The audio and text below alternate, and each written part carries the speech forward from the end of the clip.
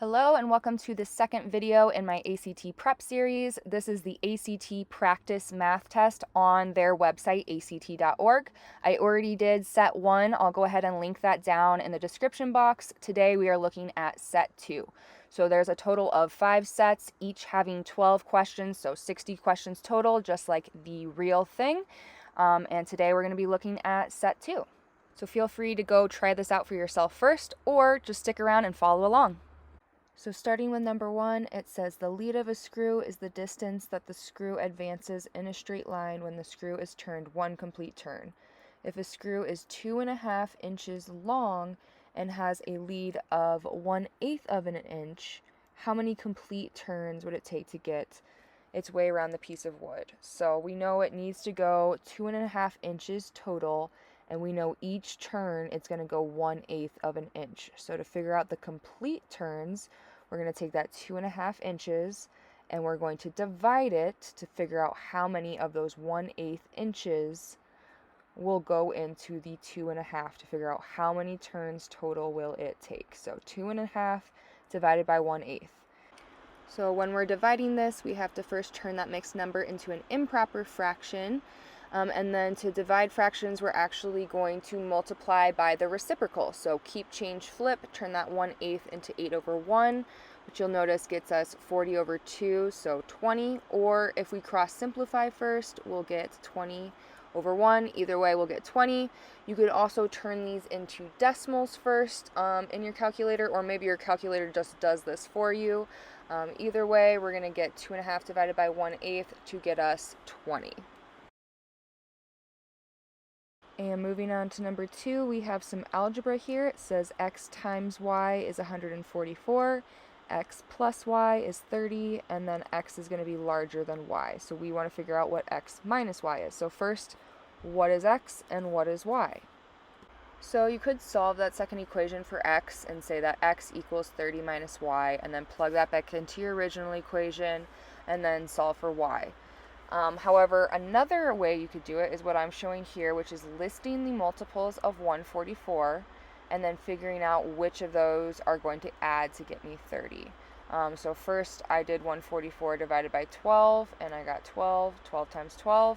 However, if I add those up, that's going to get me 24, not 30. Then I just started going through. In my calculator, I was typing 144 divided by 11, didn't work. 144 divided by 10, didn't work. Didn't work meaning it was getting me decimals. And then when I would find one that would work, so 144 divided by 8 got me 18. If I add those up, it gets me 26. Remember, we want them to add up to be 30. I actually found this much quicker thinking about it, 6 and 24, but that would be the strategy if it didn't come to you right away. Just start dividing in your calculator, see what works. And remember, we want to know x minus y. Our x is the larger number, so 24 minus y being our smaller number, 6, is going to get us 18, so h. If you do any of these problems an alternate way, I would love to hear about it in the comments. So go ahead, say what problem and how you did it differently than maybe how I showed. Moving on to number 3, we have some trig. So it wants to know sine of angle A. So a way to remember this is SOHCAHTOA. So our sine is opposite over hypotenuse, our cosine is adjacent over hypotenuse, and our tangent is opposite over adjacent. So we want to know sine of angle A. So we want to look at that angle A, so that bottom right corner of our triangle, and we want to figure out what is opposite, and then our hypotenuse is always the same, the one across from your 90 degrees. So opposite of angle A, we have 12, so we'd have 12 on top, over, and then, like I said, our hypotenuse is always going to be across that right angle, so we would have our hypotenuse of 13, getting us 12/13. Number 4, we have some probability. So we have this menu here where you can choose a salad, soup, sandwich, and drink, and they want to know how many options total. So you could go through and be like, okay, here's one option, pick everything the same except for the drinks different. That's my second option. Everything the same.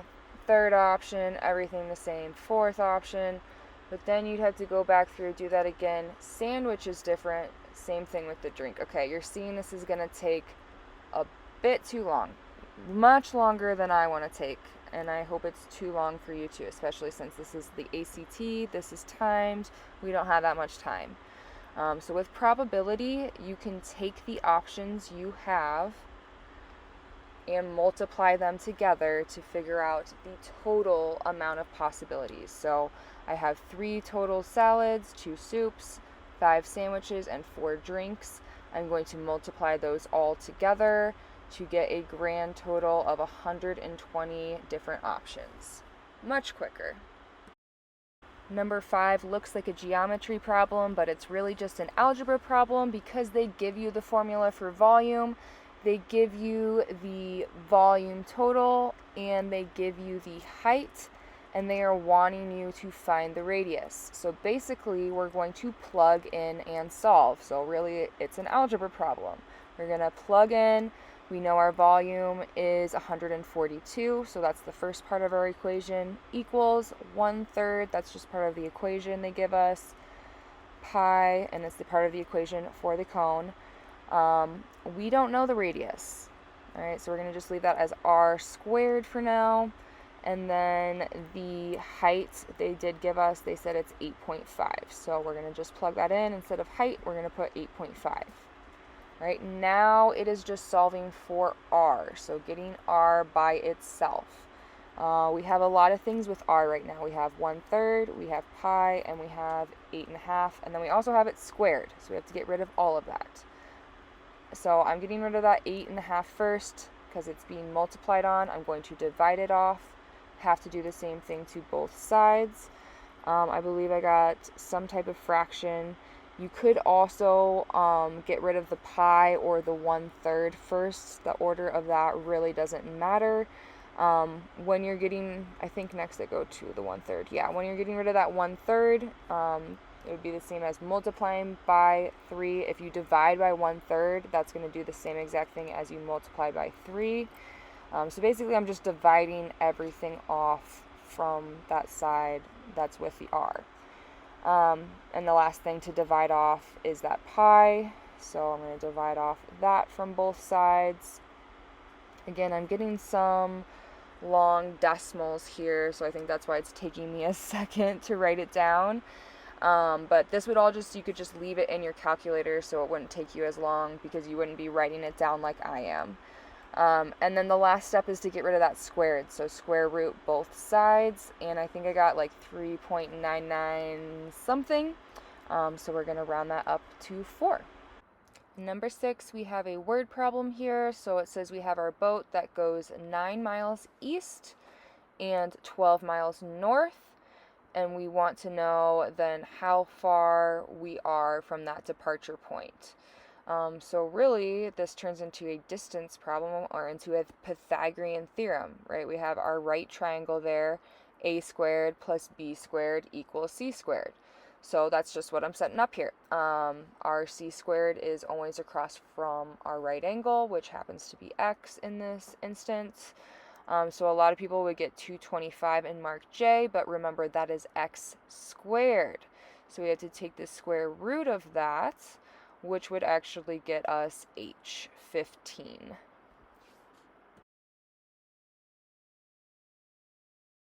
Number 7, we have some similar figures, so it's telling us angle ABC is congruent to DFE, and angle BAC is congruent to FDE, and D and F. So it's giving us all of this to tell us that these triangles are congruent, so we can set up a proportional relationship in order to be able to solve for AD, which is just that tiny little piece of the triangle right there.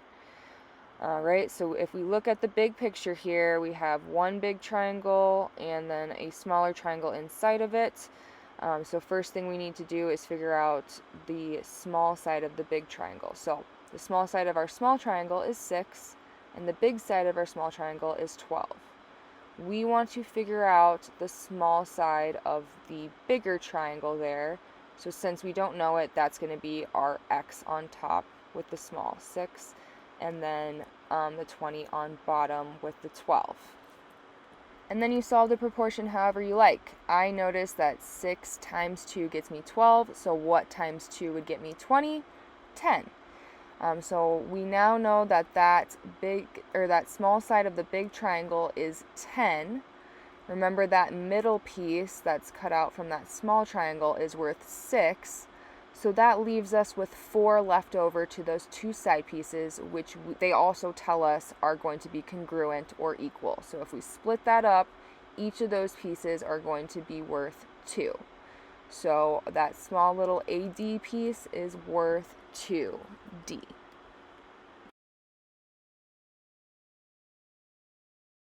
All right, moving down to number 8, there's a few different ways you could do this. So you could do division. So you could take each one of these answers and see if you are able to divide it into the original polynomial.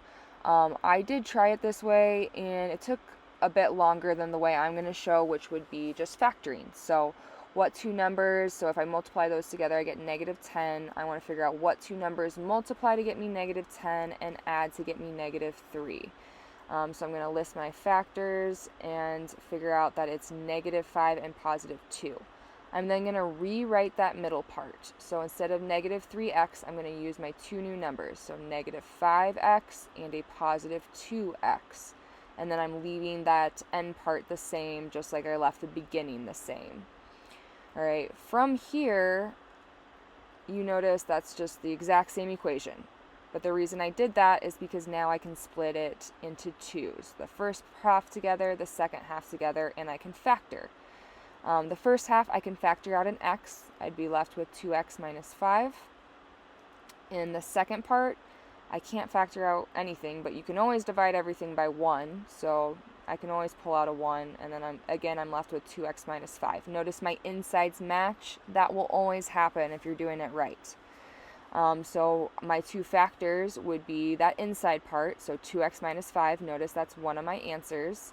And then my second factor is the outside part, so x plus 1. If this was very confusing to you and you'd like to see a more in-depth video of this, I have a full video that's just problems like this, so factoring polynomials where that number in front is not 1, so you have to do it this kind of complicated way. I will go ahead and link that for you. But yeah, so I found x plus 1, not x minus 1, and then 2x minus 5, which is h. So number 9 is really just kind of noticing patterns. So we start off with 1/4, and then we want to try to figure out what this number is here. I know it's going to be 1 something, right? Because if you look at the numbers that follow, it's all 1 over something.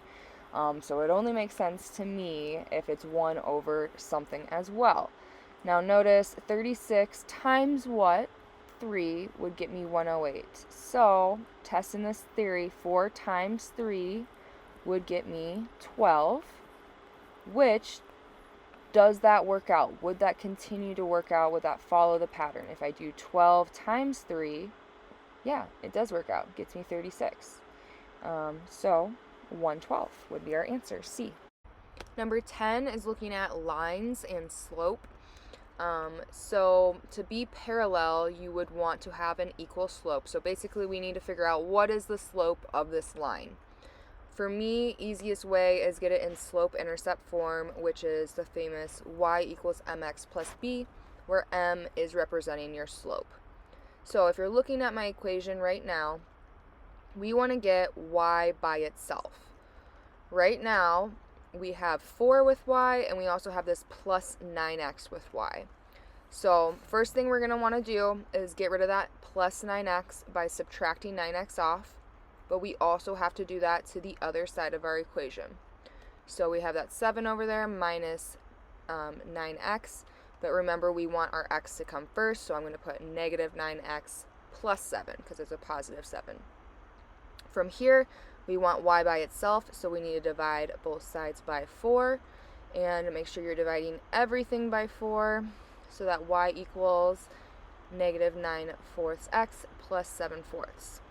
All right, we want slope, so our slope is the number in front of x, so our negative 9/4, and we want it to be the same since they're parallel. So G. Number 11 is a percent problem. So a DVD player is $100. It's marked down 30%. So one option is to figure out what 30% of 100 is. So take it times 0.30, subtract it off. The other option is if it's 30% off, that means you're actually paying for 70% of it. So 70% would be 0.70 as a decimal. Multiply that to get $70. Now there's an additional discount on top of that employee discount of 20% off. So same thing, you could take it times 0.2 to get the 20% and subtract it off. Or if it's 20% off, that means we're just paying for 80% of it. So times 0.80, it's a little shortcut for you. And we're going to get our answer of 56, which you'll see is C. And last problem for this set, we have an imaginary number problem. So first off, we have negative 9 squared on the very inside there. So that's just negative 9 times negative 9, which would actually get us a positive 81. So there is still that negative down there though. So we have a square root of negative 81, which we could separate to get rid of that negative off of that 81. We could look at that as a negative 1 times a positive 81. And then the square root of 81 we should know is 9, and then that negative 1 is still left underneath the square root, which you'll see in the note they actually tell us that I is the same thing as square root of negative 1. So instead of square root of negative 1, it would be 9I, which is F. Thank you so much for watching this video all the way through. If you enjoyed it, please give me a thumbs up and make sure you subscribe so you don't miss the other videos in this series.